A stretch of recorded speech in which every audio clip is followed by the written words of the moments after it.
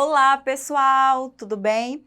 Sou Keila Batista, professora de História, e voltei para nós continuarmos discutindo aí os assuntos referentes à primeira série do ensino médio. Na aula passada, vocês foram introduzidos aí à temática do renascimento cultural, né? Esse movimento aí que surge na Europa, né? Que muda aí a mentalidade de muitas questões, que retoma aí concepções da Grécia, né? De Roma. E hoje nós vamos ver o renascimento cultural na parte 2, na perspectiva da arte. Vamos lá? Então, pessoal, o Renascimento, uma nova concepção de arte. Acho que vocês devem ter lembrado, né, percebido o termo mecenas, né? Quem eram esses mecenas? Esses mecenas, eles foram fundamentais para o Renascimento, porque eles foram os apoiadores, eles investiam nesses intelectuais, nestes artistas. E os mecenas, eles eram nobres, burgueses, papas e bistos italianos e incentivavam o embelezamento das cidades através do patrocínio das artes em geral, né? E esse nome mecena, ele retorna aí fazendo alusão a um homem em Roma antiga que ele influenciava, ele patrocinava os artistas, né? O nome dele era Mecena. Então, os mecenas, eles vêm nesse sentido, né? O mecenato. Eles faziam o patrocínio aí, então, dessas questões artísticas, né? Sem eles, seria um pouco complicado aí ter todo esse renascimento que a gente tem aí nessa perspectiva da arte, ok? Então, a gente tem, pessoal, dentro dessa conjuntura, vários cientistas, artistas, poetas, e aí eu gostaria de destacar aqui para vocês o Nicolau Copérnico, né? Ele realizou estudos importantes aí sobre a astronomia, estudando aí os astros. Ele defendeu a revolucionária ideia do heliocentrismo, a teoria que defendia que o Sol estava no centro do sistema solar, né? E Copérnico, ele também estudou os movimentos das estrelas, né? Então, a gente tem aí esse cientista, né, que começa a estudar aí os astros e começa a quebrar os paradigmas aí, né? A gente tem também aí o Galileu Galilei, né, esse italiano. Ele criou aí instrumentos ópticos, como o telescópio, né, para aprimorar, então, o estudo aí desses astros celestes.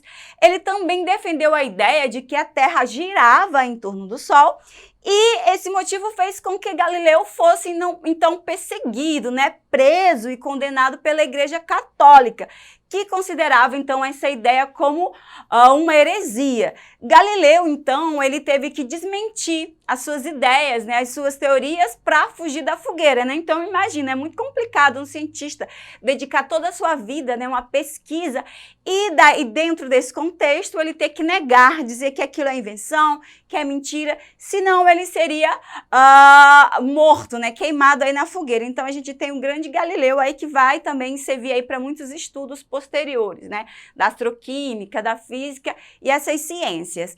A gente tem também aqui o Leonardo da Vinci, né? O mais conhecido, eu acho que é o que mais representa o Renascimento, por ser um homem aí que tinha várias aptidões e habilidades, né? Ele foi um dos mais notáveis pintores do Renascimento e possivelmente seu maior gênio. Além de pintor, ele era anatomista, engenheiro, matemático, músico, naturalista, arquiteto, né, escultor. Então, assim, o Leonardo da Vinci, né, ele reunia várias aptidões. Por isso que ele é considerado, então, o maior gênio aí desse período, onde o homem agora ele se torna o centro das coisas, né? E nada melhor do que o da Vinci para mostrar agora como o homem ele é capaz aí de estudar o universo e se posicionar, então, aí dentro desse processo, ok? Pessoal, falando então de Da Vinci, a gente tem vários estudos, né? Estudos aí que ficaram em diários, aí que ele deixou, né? Que estão em museus na Itália. E aí a gente tem, então, só para a gente ter uma noção da diversidade de áreas que esse homem estudava, a gente tem ali um projeto onde ele estudava a anatomia do olho, né? Para estudar a anatomia humana. o estudo da gravidez, a anatomia do tronco, o estudo do pé e da perna. Nós temos projetos arquitetônicos, construções de pontes, de bombas, de aviões, de helicópteros, de navios, sabe? Assim, é um homem que ele... historicamente dizem que maiores projetos, né, vindo de uma só pessoa foi aí referente então ao Da Vinci, né? E a gente tem também o homem vitruviano, né, que é esse conhecido desenho que ele desenha aí a partir, né, dessa perspectiva de um homem em movimento, né? Ele coloca o umbigo como centro e a partir desses desenhos, esse homem ele tem alguns movimentos ora em círculo, ora em quadrado, mas o umbigo ele não sai. Então, dependendo de como você olha, é como se ele se movesse, mas o centro é o mesmo, tá? E aí a gente tem a literatura, né? Como é um movimento artístico nessa renascença, a gente tem também aí a literatura, né? Que a gente tem o florescimento de vários gêneros literários, como a poesia, o romance, a epopeia, a história e a ciência política. Também a gente tem aí a multiplicação das universidades e a invenção da imprensa aí nesse período, que vai permitir uma vasta difusão do saber. Pessoal, aí a gente tem aí o Shakespeare, né? William Shakespeare na Inglaterra, né? Fazendo aí essas peças de teatro. A gente vai ter o Miguel de Cervantes, a gente vai ter na Espanha, em vários outros lugares, pessoas que começam a escrever e utilizar questões que até então eram tidas como profanas, como riso, né? William Shakespeare vai começar a fazer comédia, a gente vai ter algumas comédias, e o riso ele não era permitido, era uma festa profana, né, de carnavais. Então, assim, isso vem fazendo contraponto à ideia também da igreja. Temos também a renovação na música, né? A música, então, ela torna-se uma arte independente e não simplesmente um instrumento auxiliar das cerimônias religiosas, né? Então, a música agora, ela vem como uma expressão artística, né? Desvinculada. Claro que ela continua sendo utilizada para as cerimônias, né? Na igreja, a cerimônia religiosa, mas agora ela vem com arte independente, a música para o homem expressar aí os seus sentimentos, né?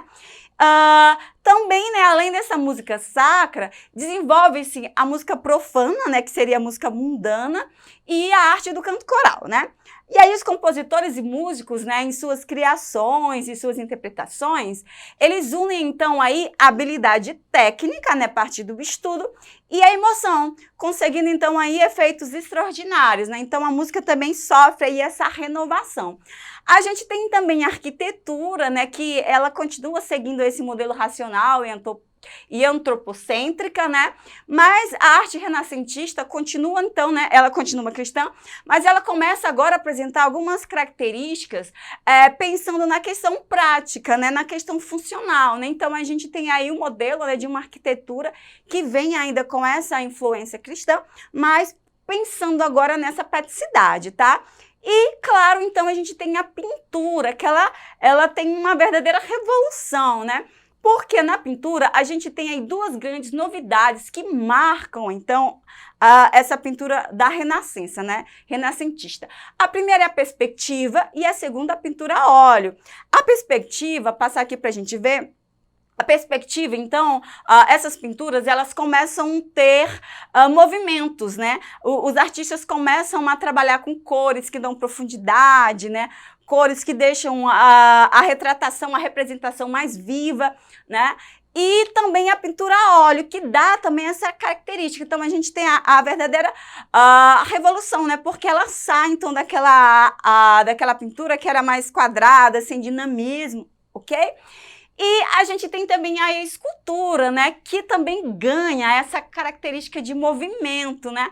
A escultura aí no mármore ganha a expressão corporal, né, os músculos, as expressões faciais de sentimento, né? Então a gente tem o Davi aí retratado pelo Michelangelo, Donatello também que faz o Davi. Então a gente tem esse nu também que retorna, né, que a Igreja Católica criticava, ok? Vamos então para o nosso exercitando. Com relação à arte medieval, o Renascimento destaca-se pelas seguintes características: a perspectiva geométrica e a pintura a óleo, as vidas de santos e o afresco, a representação do nu e as iluminuras, as alegorias mitológicas e o mosaico, e o retrato e o estilo romântico na arquitetura. E aí, pessoal, qual seria a resposta correta? Muito fácil, né? Claro, pessoal, que é a perspectiva geométrica e a pintura a óleo, né? A partir dessa perspectiva, desse estudo da geometria, a pintura, ela ganha uma nova forma, né? A gente vai ter a Mona Lisa, o quadro da Santa Ceia, do Da Vinci, outras pinturas, né, que ficam bem reais por conta dessa profundidade, dessas técnicas desenvolvidas, ok? Pessoal, então não esqueçam de acessar a nossa plataforma. Lá vocês terão acesso a essa aula e a outras, e também a uma lista de exercícios, sobre essa temática do Renascimento, né? Eu aconselho vocês a assistirem filmes, a lerem algumas obras de Shakespeare, né? A conhecerem melhor aí o acervo do Da Vinci, né? Desse homem aí que foi assim um grande gênio, expoente do período do Renascimento cultural, ok? Então, até a próxima!